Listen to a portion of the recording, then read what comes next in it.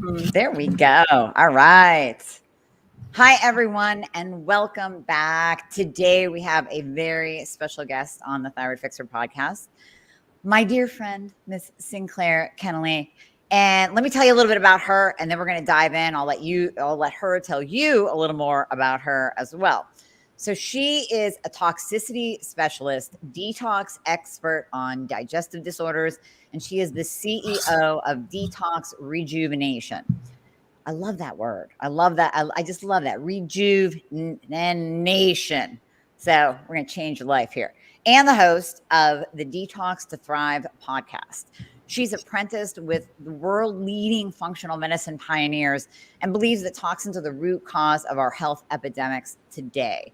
Both she and her partner, Michael Spandell, are survivors of complex chronic illnesses and had to learn how to heal themselves and have turned that pain into their mission, like many of us do. Pain to purpose story. They now help thousands of people to free themselves from digestive issues and chronic illness to get back to who they truly are. So Sinclair, thank you so much for your time today, for coming on.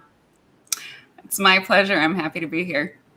So pain to purpose story, right? So many, please dive into that a little bit more and tell people how you came to help others. Sure, I'm happy to. Actually, my story overlaps a little bit with yours. You had Hashimoto's, right? Really struggled with that. Yeah, so did I. And like many of us ladies, there's layers of complex, chronic illness involved, and it takes a long time to really understand just how sick we've really gotten, right?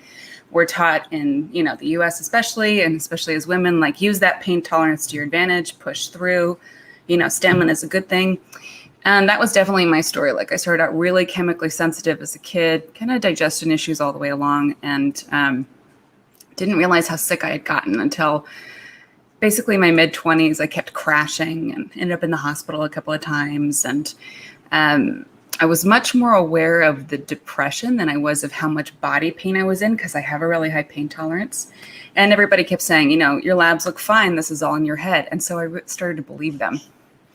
Yeah, that sounds familiar. Yeah. If anybody else out there is getting told that right now, keep looking for the practitioners that are actually going to listen to you. You deserve that, and take nothing less. Okay. Because there's something real to what you're experiencing. And so hopefully Dr. Amie and I are living proof of that for you. So yeah, I turns out in the end I had fibromyalgia, Hashimoto's, chronic Lyme, mold poisoning, heavy metal poisoning, you name it, basically the whole nest of today's epidemics of chronic illness, right? Oh my God. Yeah, that's crazy. It's not fun. No. And one of the reasons why we're diving in to talk about what we're covering today is because the practitioners that I went to were so illiterate about the thyroid and the liver and how they related to each other and work together, and how they can also inhibit each other's functions when they're not doing well. Exactly. So how many doctors did you see? I have to ask. Oh, I lost count, especially because of the brain fog, just very brain real. Fog is real. Thyroid brain is real. I think at one point I counted over 40, Yep.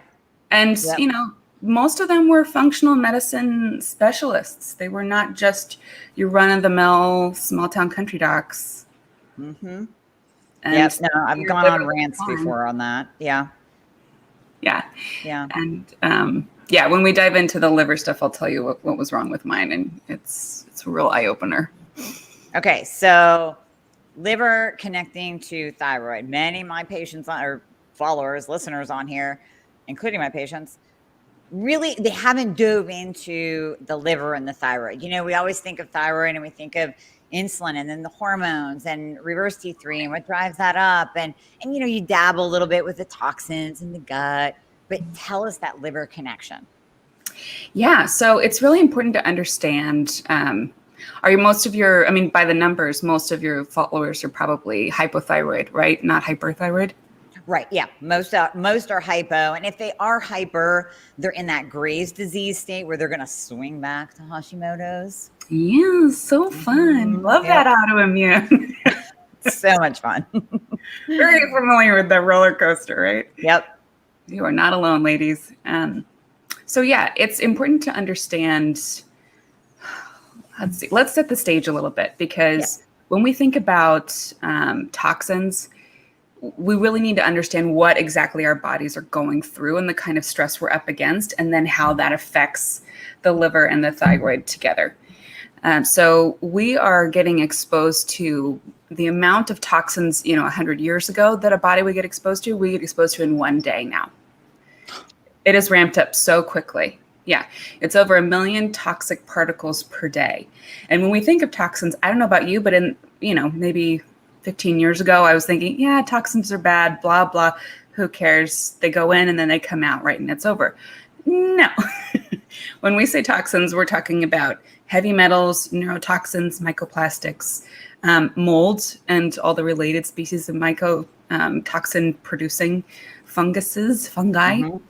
And we're also talking about EMFs, which you and I are going to delve into later together. Mm-hmm. It's going to be so fun. And so we're basically inundated all the time with these various types of toxins that our bodies did not evolve to process. And the thyroid is particularly sensitive to those, right? And the liver's job is to be your body's whole body filter, essentially, for those. So both of these organs come under a lot of distress. And it's not just, things that are in the environment by happenstance. Even by the EPA's own numbers, in the US, we're importing over 250 pounds of chemicals per person per day. And that does not count herbicides, pesticides, pharmaceuticals, fuel. That doesn't even count them. No. And you would think that would be like, oh, well, that's what it is, right? Well, what is this crap? Right. And where is it going? And that doesn't count domestic chemical production either. I'm getting a little freaked out, I have to admit. Yeah. I'm getting a little freaked out at these numbers. I think everybody should, because they're pretty powerful. Yeah, and it's also ramping up really quickly, like just in the last 10 years. So in 2008, there was an amazing study done of 1,200 subjects, of both European and Americans. And both Europeans and Americans averaged about 10 toxins per cell, which is an enormous body burden, right? That's a crazy ratio, because our body is producing waste, and quote unquote toxins from regular metabolic processes all the time that have to get processed. That's why we have natural detoxification systems, because we got to get that waste out, and then put all this, unnatural stuff on top of it. Well, that study was repeated 10 years later. And in 2018, 1,200 subjects, again, European and Americans, we had jumped to 500 toxins per cell.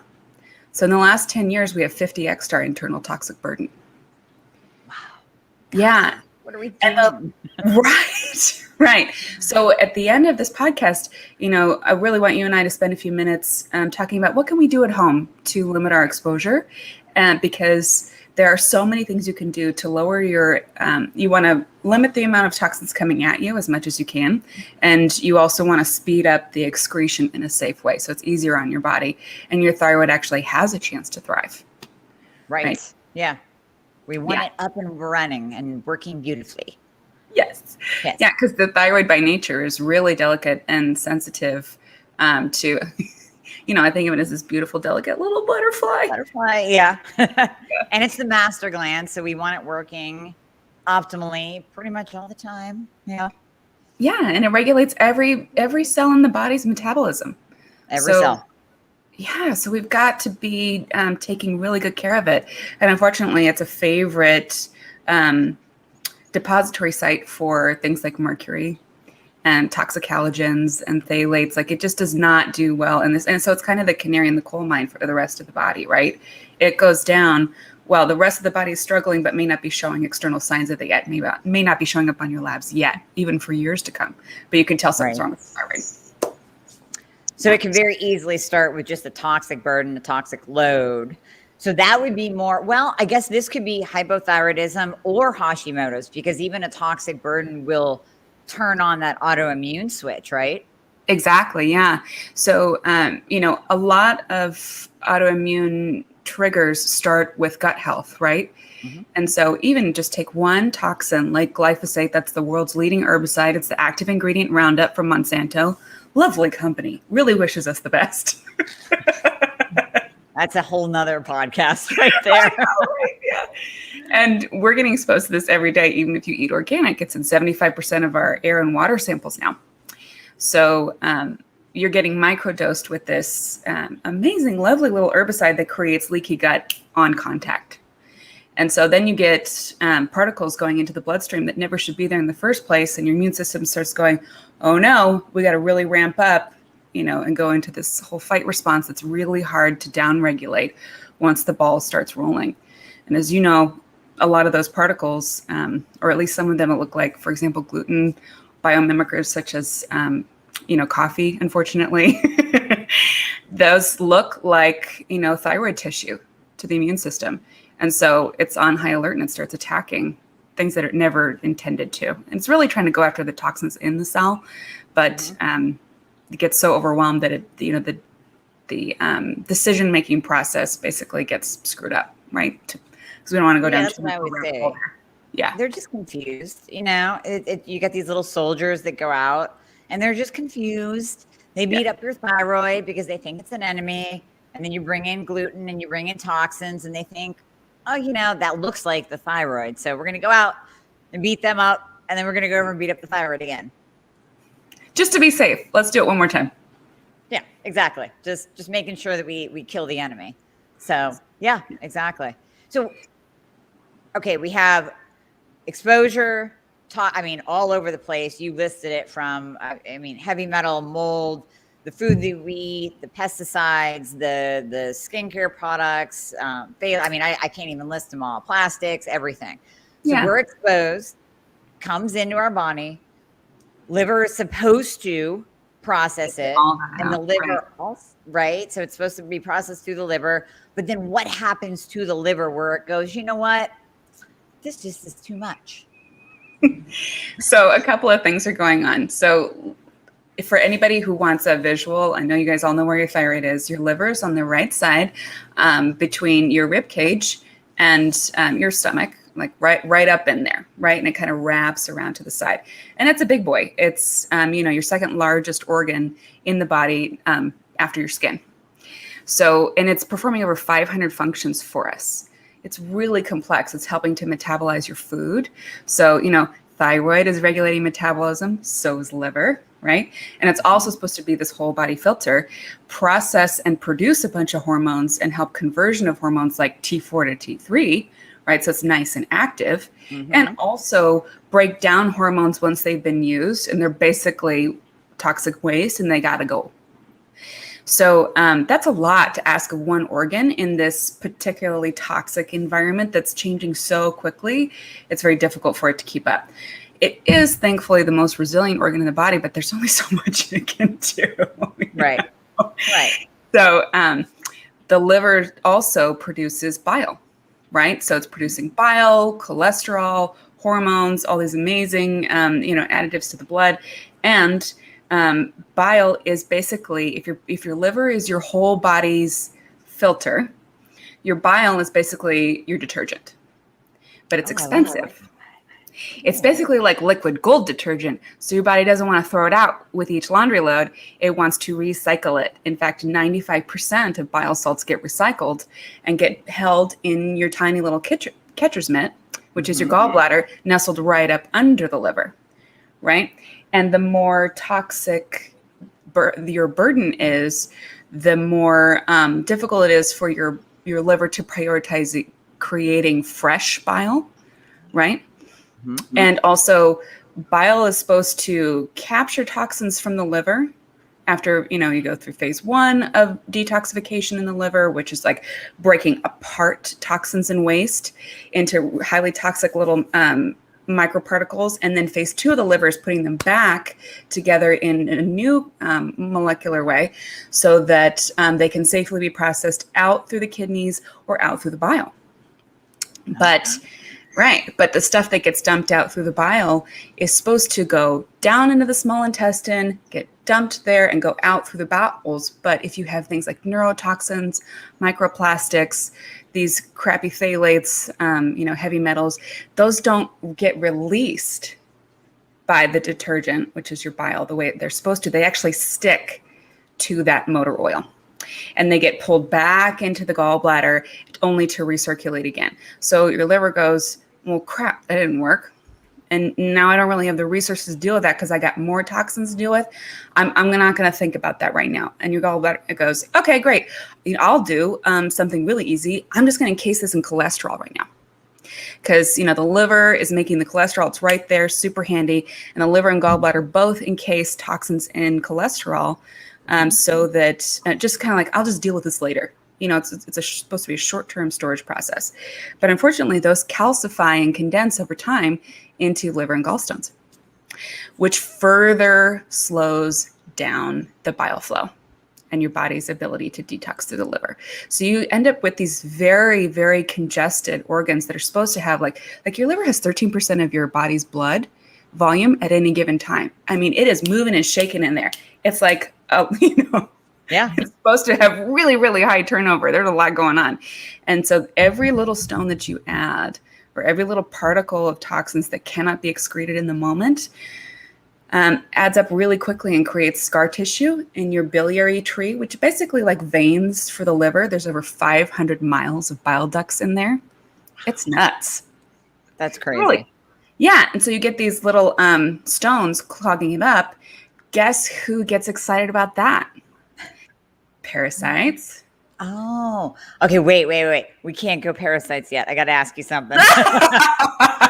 Okay. Wait. Let's. Can you see my face? I'm like so excited to talk about parasites. I know you love parasites. Just wait. Okay. Is this why though so many people have their gallbladders taken out? Because I see so many of my patients come in and on their intake sheet, gallbladder removal, and I go, why? They go, I don't know. I was just told that I had to get it taken out. That's right. Yeah. Okay. Yeah. Okay. It's really fascinating because over 80% of women have toxic sluggish bile, over 40. So this is not a small issue, right? Okay. And if you have toxic sluggish bile, you guaranteed it's been strongly correlated with a sluggish, underperforming thyroid. So then you have this axis of, hey, the thyroid's supposed to be regulating the metabolism of the entire body, and your liver is supposed to be filtering all these toxins out so that it's free to convert your hormones, right, and process your waste for you safely. But if your bile is sluggish, neither one of those things are happening optimally. And so, yeah, the more sluggish the bile, the more likely it is that you have stones condensing over time in there. And they start out super soft. You do not pick them up on a scan until they are really, really dense and calcified. So we get people coming to us all the time like, I have a gallstone, or I have 6 gallstones in this duct, and I would like to get them out. And I'm like, oh, sweetie, you have so many more than that if that's what's showing up on your scan. But yes, that the short version to your answer to your question is yes. Yeah. Okay. And another question before we move on to parasites. I know everyone's going to be thinking, well, my liver enzymes weren't elevated.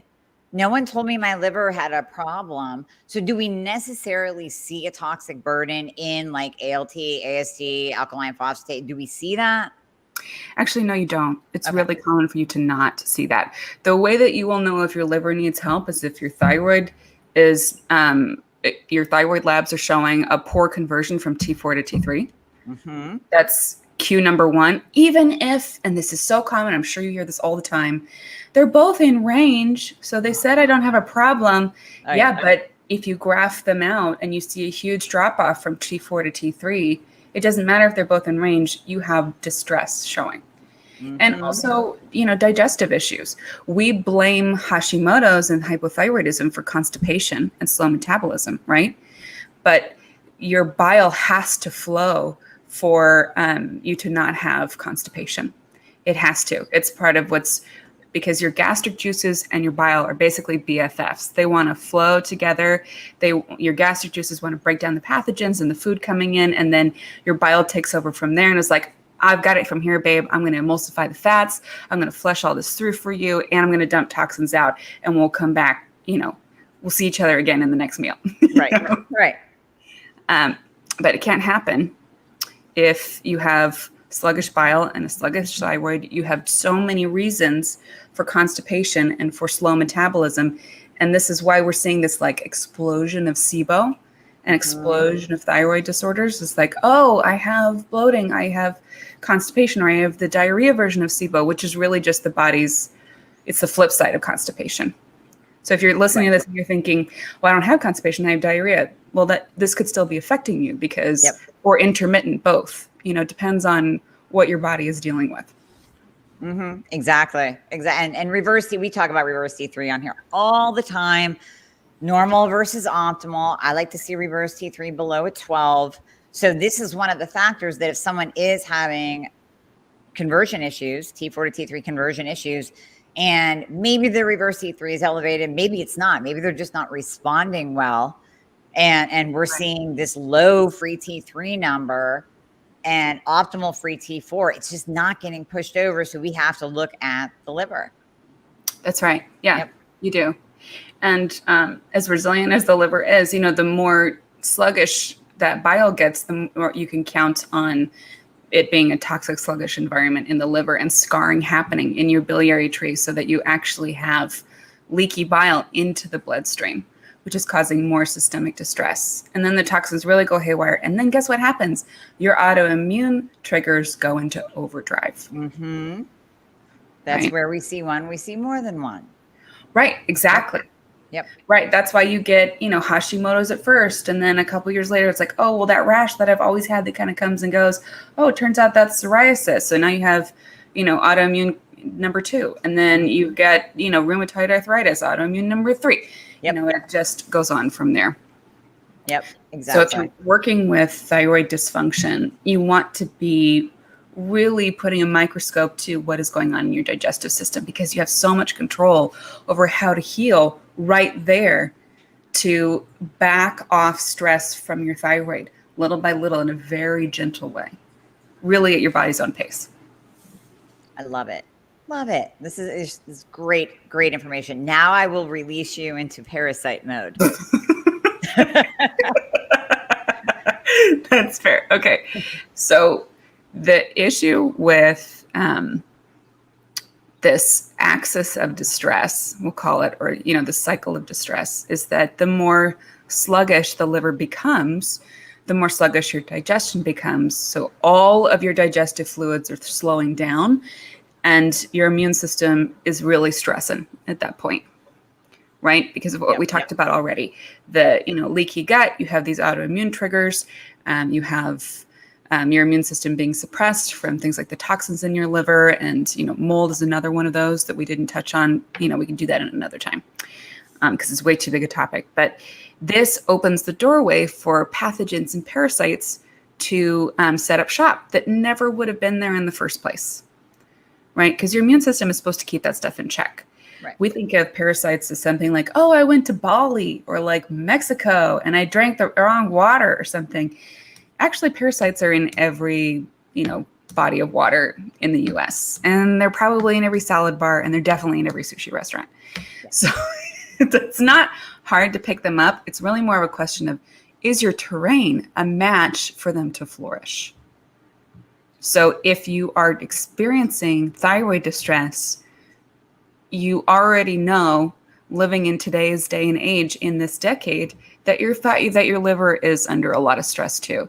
And it's the perfect place for them to set up shop, in there and in your small intestine. So parasites that love the liver are like strongyloides, which is a threadworm, and liver flukes, which can have a 25 to 30 year lifespan. You do not have, isn't that nice? And they are all different colors, shapes, and sizes. They look like angry little lentils, like little asshole sea creatures, like melted Jolly Ranchers. They set up shop and they love to snack on your liver and on the cholesterol that's building around those little forming stones. So they want stagnation and your body wants flow.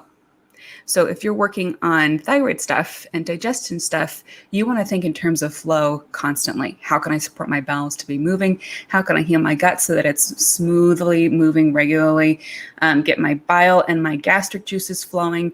How can I relieve pressure from my liver so that I'm not just mad at my thyroid and throwing stuff at it? Right.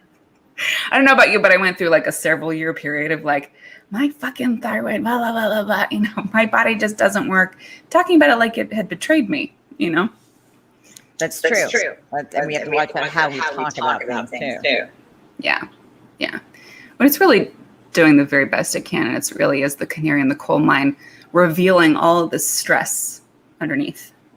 Right? Yep. Yeah. So you want to not just freak out and do a parasite cleanse for 3 weeks or something and feel like crap, because that's not necessary and it's not helpful.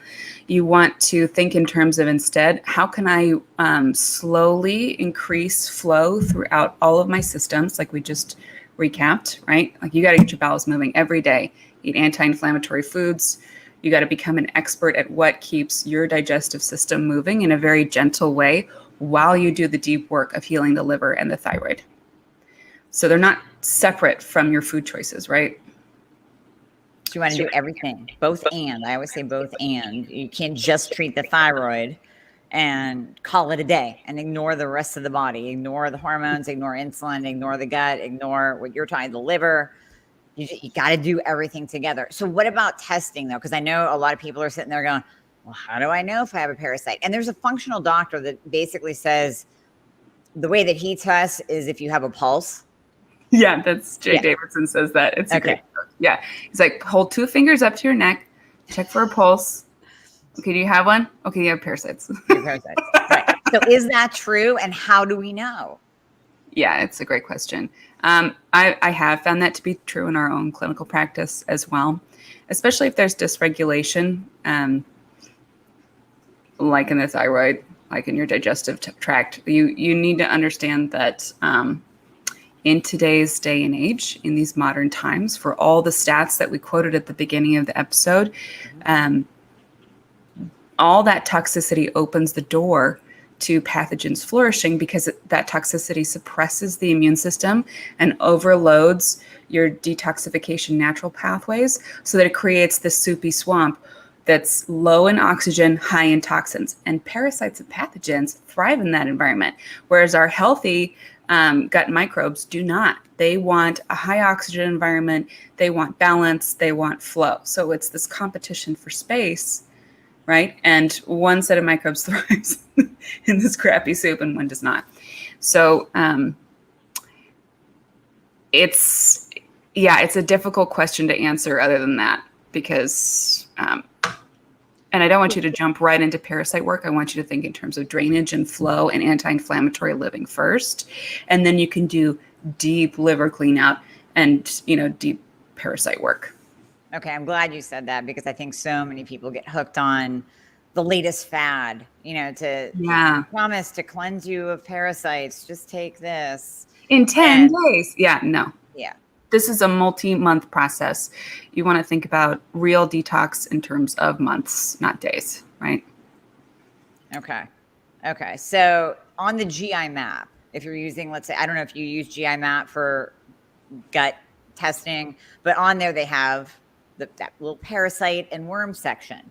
Yeah. I've only ever seen a couple patients come up positive for parasites. So it's not always going to show up on the GI map, right? Because it's not always in your stool.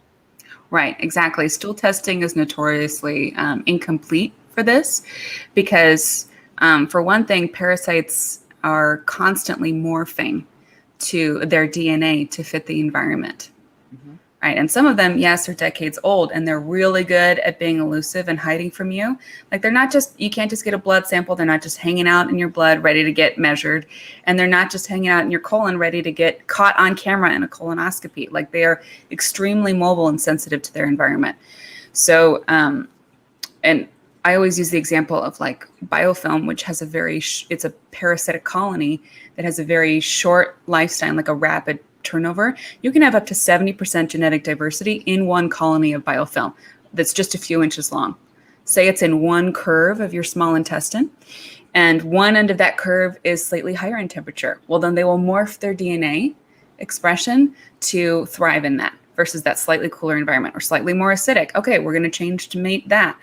Parasites are really, really good at that. And we don't have the funding to accurately map the full parasitic genome. Like, nobody's interested in that, because there aren't, drugs on the other side of it that are extremely profitable. There you go. To be really frank. Ding, ding, ding. Yeah, it's not a long-term drug customer opportunity. Right. So you have a lot of academics that are fascinated by parasites, but can't get funding for big studies to, create the testing where we could actually accurately map them. Yeah, it's all about if there was a really big, expensive anti-parasitic out there, yeah, then it would be marketed everywhere. And you would all know that you could be on it for 10 years, right? 10 years plus. Exactly. Because they want repeat customers. That's the sick care system for you, not the healthcare system. Exactly. Sick medicine, conventional medicine, sick medicine. So can we see parasites on any of our lab markers, like white blood cell count? What about the eosinophils? Can we see markers at all? Yeah, but really everybody listening here, the thing that I want you checking for is chemical sensitivities, how sensitive, how inflammatory do you get around certain, the word just flew out of my mouth, certain stressors like environmental triggers and your digestive issues. Assessing this for yourself at home, like one of the top things that that people don't understand can be signs of having parasites is like teeth grinding, bruxism, difficulty sleeping, feeling like your energy cycle is switched where you struggle all day long and you finally wake up at night. That's parasites. Hello. Dairy sensitivity. That's a huge one. Sugar cravings, moodiness, anxiety, depression. We're blaming hormones for a lot of stuff right now. And I love that we've gotten more hormone literate, like in the Oprah age on to today, because she was so brave. Hormones all the time. Yep. Right. She was so brave to bring people on and say yes, women's hormones matter. Let's talk about this. And I love it. We just have to expand the frame a little bit because hormones are often, the health and balance of our hormones are often a downstream expression of our toxic burden and our body's ability to filter it and the pathogenic load that we have. So it's one of those upstream factors that if we gave it a little bit more airtime and addressed it appropriately, we'd be putting less stress on our endocrine system. Okay. That makes sense. That makes total sense.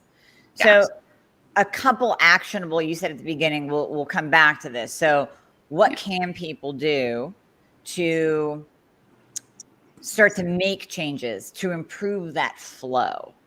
Yeah. So like we said earlier, the solution to pollution is dilution. So want to keep things flowing. So while you're supporting your thyroid, while you're working on your health, no matter what symptoms are presenting as most in your face right now, you want to be increasing reasons for your body to be able to flow and to reduce stagnation throughout your detox pathways. And that also includes, your lymph, your skin, your lungs, your urinary tract. It's not just your liver and your bowels, right? Mm-hmm. So the easiest thing to do is reduce your own exposure. There's air pollution and, you get into somebody's Uber and they have that toxic air freshener that gives you a headache for the rest of the day. Right. So you can't avoid certain things, but you can have a very gentle, respectful conversation with that driver and say, hey, this doesn't work for everybody. Can we put that in the trunk during my ride? I'm happy to tip you extra. Really appreciate it. That's probably not good for you either, sweetie. Let me show you Dr. Amie's podcast. She talks about this. Throw away the damn air freshener right now. Yeah. And really focus on what you have control over. So the easiest, cheapest thing you can do is keep your own windows open because your home is off-gassing for years. After a new purchase of furniture, your carpets, your laminate flooring, your mattress, your clothes, your paint. And so we just want to get as much outdoor air in as possible. I also think this is why we have this houseplant obsessed culture because they do provide a little bit of filtration. Houseplants were not a big thing 20 years ago. And now everybody's like, look how many I can cram into my little apartment, Yeah. There's a reason, right? So while we're on that topic, because plants are fun, spider plants are great for capturing VOCs, which are volatile organic compounds from things like paint and furniture and also mold. And snake plants are great for oxygen exchange. It's really hard to kill them. Trust me, I've tried.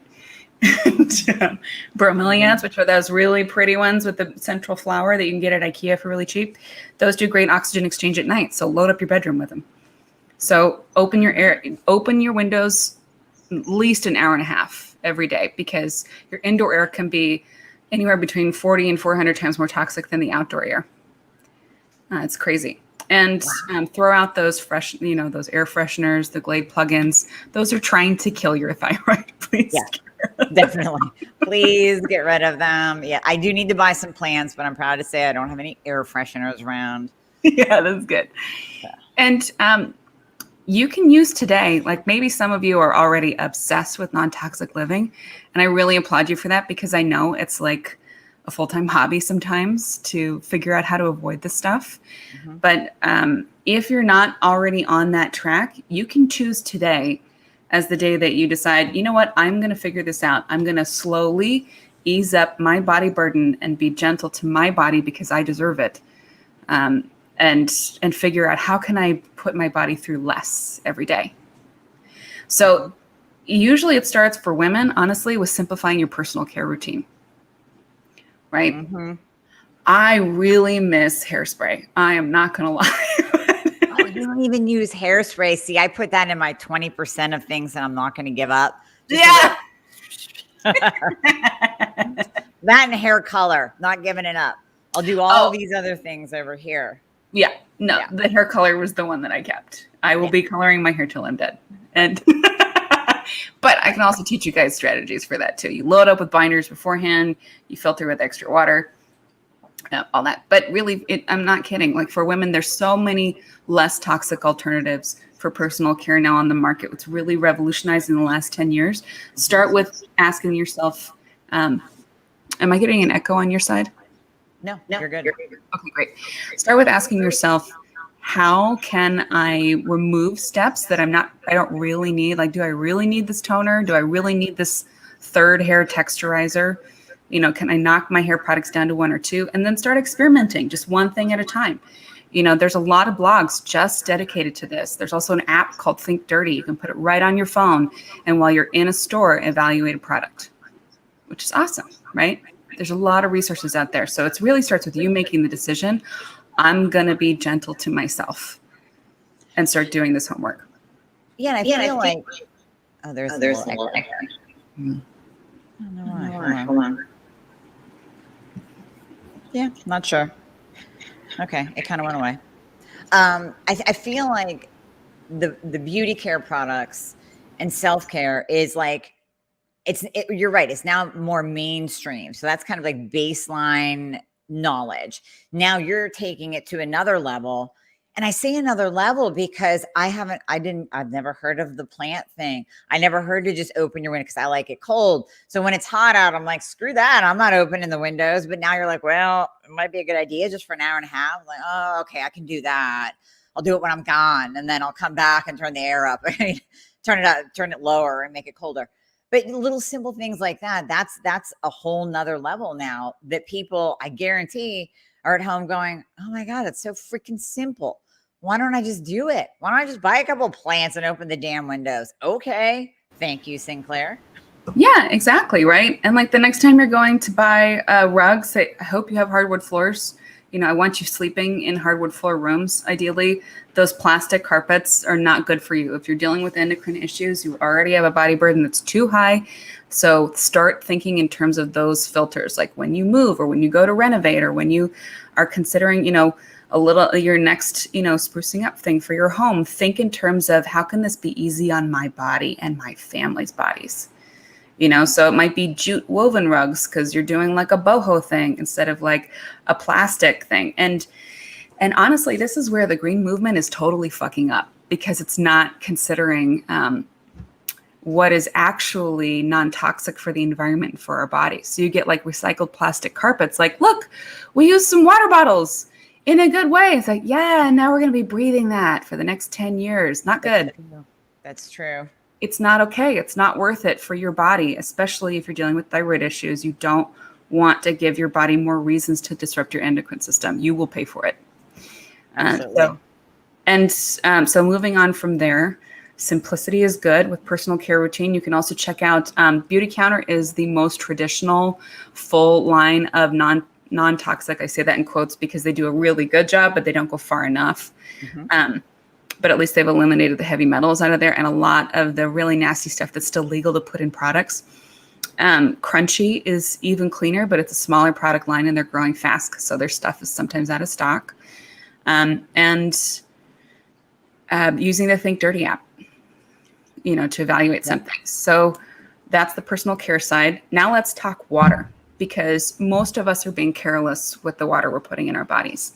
And if the solution to pollution is dilution, and your thyroid really wants a clean, happy environment without toxins, you got to be flowing with a lot of hydration every day. And it's got to actually be clean water. And the municipal community that you're living in, I guarantee you, does not have the filtration required to get out antibiotic waste, prescription waste, microplastics, herbicides like glyphosate. It's a freaking toxic soup. And you may also be dealing with radiation, VOCs, all that. And we can put a link in the notes for people to look up their water and their zip code. That's always fun. Just know that it's a very incomplete picture. And they're not able to test for some of the most damaging things to your thyroid. I agree. I mean, I smell chlorine in the water sometimes. So if I go to visit my parents, I can smell the chlorine. Here where I live, I received a nice little letter from the water authority. Now we have a reverse osmosis whole house system, but it came with a house. I know it's an expensive investment to do it, but it's definitely worth it. We got the letter saying, oops, we're sorry. There seems to have been a higher level of, it was like aluminum or some A word, just it was a chemical. But we got it now. It's all taken care of because it's below this limit. And I'm like, so we were overexposed and now you've dwindled it down, but it's still there. And you're just painting it real nice and happy. Like, we gotcha. It's all good. Please don't sue us. Yeah, exactly. Yeah, that'd be great. They are not equipped to deal with this. Over 12,000 districts in the U.S. actually have the same high levels of lead as Flint, Michigan, or higher. So it's, and like fluoride, one of the reasons why it's acceptable to have as many parts per million as it does in the U.S. is because it's naturally occurring in some areas, and those areas didn't want to pay to filter it out of the water. And also it's a industrial byproduct of mining aluminum and creating different herbicides and pesticides and fertilizers. So you got thyroid dysfunction, cancer, you got a whole host of things going on. You do. Now, since we're talking chemicals being filtered through the liver, since the majority of T4 gets converted into T3 in the liver, what about ferritin being stored in the liver? It's a problem because, as you know, if you get, so your body doesn't have the ability to excrete excess iron. Right? So you actually have to pull it out. Right. So that's it. Your liver can become very toxic just from that. And it can absolutely disrupt and really limit your body's ability to do the hormone conversions it needs to in your liver, and also to process the hormones that have been used and need to be exited out the body as waste. We often forget about that. Like, well, where do the hormones go when we're done with them? Great question. They have to go out through the liver. Right. So we could get a low reading on ferritin, right? But it's actually because it's overstored in the liver, or would that come up as a high reading? It could come up as a high reading, but also excess ferritin could get stored in any major organ in the body. Okay. So it's often in the liver, but it's not limited to that.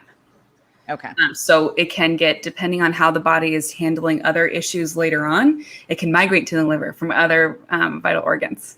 If your body's like, okay, this one's overloaded, we put this for whatever reason, it ended up in the pancreas or in the kidneys, and now we got to, shut down other things because of it. I mean, it gets really complex really quickly.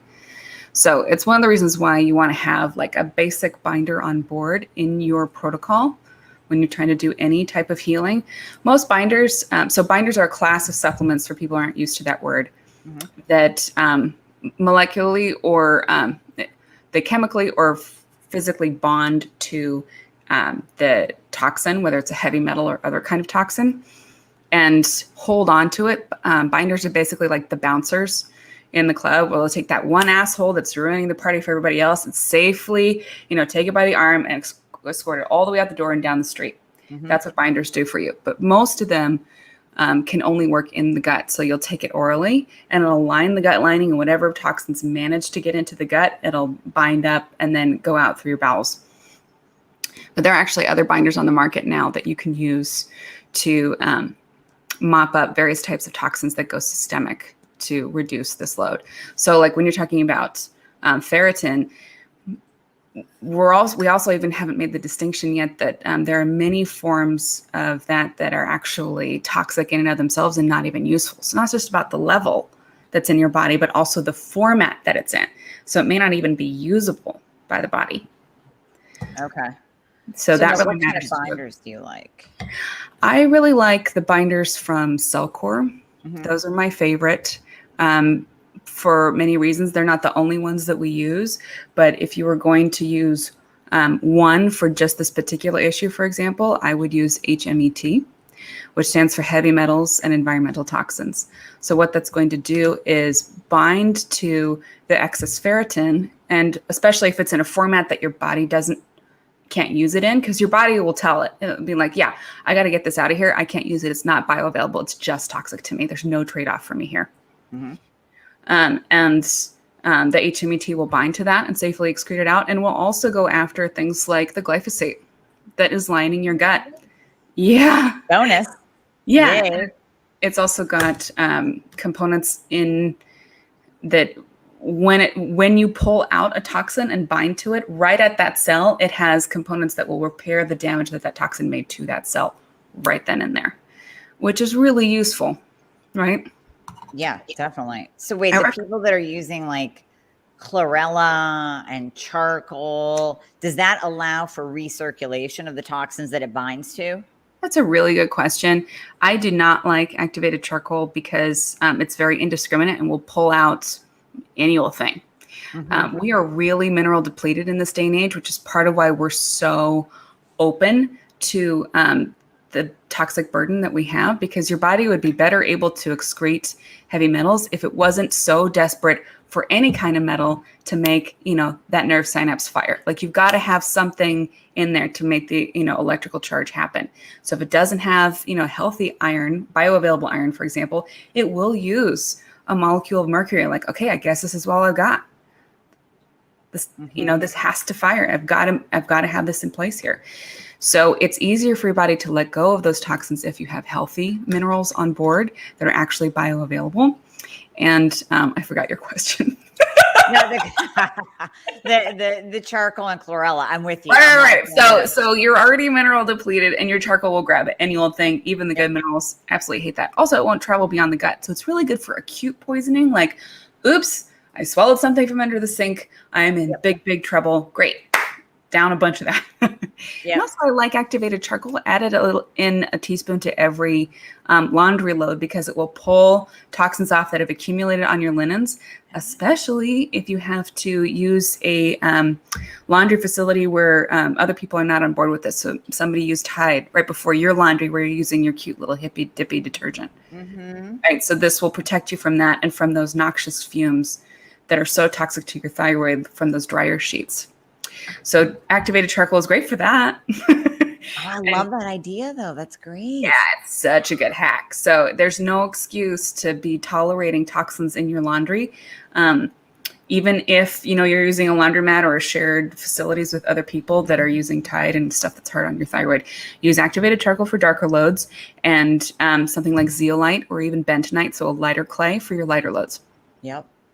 That's beautiful. That is a golden nugget right there. I mean, right? you've given us such great information and so many actionable, simple, inexpensive, some free items that people can do right now to make a huge difference in their body. Now, of course, they can go deeper. Like we said, we haven't touched mold. We haven't touched EMFs. We're going to bring you back for that. But tell people, please, if they want to dive deeper, if they want to learn more, if they want to work with you, what do you guys offer in your business? What do you have for the people? Thanks. So you can find us at detoxrejuvenation.com. And you can also listen to our podcast, Detox to Thrive. You can find that on Apple or anywhere, podcasts are. In fact, there's a great episode on fluoride that for all you thyroid babies out there, go ahead and listen to that because it'll really educate you on how to protect yourself from that. And so we do work one-on-one with some people. You have to apply to work with us, but you can find that under individual work on our site at detoxrejuvenation.com. And we also do, we have a free challenge coming up that's really fun. Every time we do it, 5 days to food sensitivity freedom. So if you do have digestive issues, you're welcome to join in along that because you will learn so much about how to think through food so you're not poking the bruise while you heal, right? And then we do fun group courses like Rapid Gut Reset and Rapid Liver Reset that can really help alleviate your body burden. So while you're working with Dr. Amie, hopefully you're that lucky, or with somebody supporting your thyroid while you heal, you're doing the digestive work as well so that it's really effective and your results last. Yes, exactly.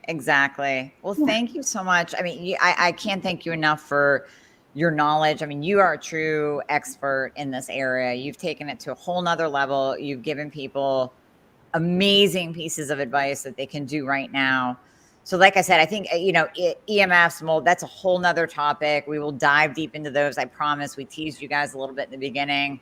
We didn't get to it because we really want to focus on that and have that be its own. Liver deserves its own podcast. Mold deserves its own podcast. EMFs deserve its own podcast. So we will be having Sinclair back. So thank you so much for your time. You're so I really welcome. appreciate it. It's my pleasure. And I just want to recap. I know we bounced around a lot today, but what we were really looking at for you lovely ladies listening in is covering the reasons why your body may not be performing the way you want it to, because underneath everything, your body is absolutely brilliant. It has never forgotten how to heal itself. There's just been some disrupting factors along the way that are keeping it from doing that. So if you can systematically, gently layer in things that support your body while it heals, you can really feel good and at home in your body again. It is never too late to feel better. So I just want to leave you with that. That's a great message to end on. Thank you so much. And we will put all of the links in the show notes so people can reach out to you, contact you, take your courses, apply to work with you one-on-one. So thank you once again, and we will be having you back very soon. Have a great day.